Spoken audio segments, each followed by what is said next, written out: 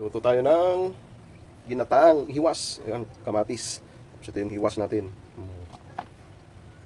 Lagyan tayo ng luya, sibuyas, kamatis ulit sa babaw, sili, ayan, ay, paminta, magic sarap, konting magic lang, konting asin, tapos sukang paumbong. Paksiwin muna natin bago natin gataan.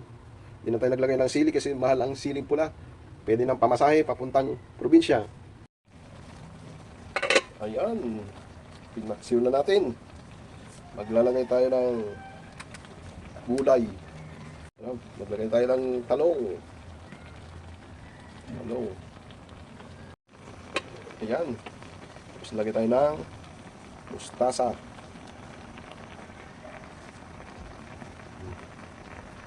Tapos maglalagay na tayo ng gata. Gagataan na natin. Wow. Takpan muna natin saglit. Ayan na, luto na ang gataan natin. Malagay. Ginataang hiwas. Ayan o, luto na siya. Matuyo-tuyuan natin lang saglit. Yun, sarap na yan.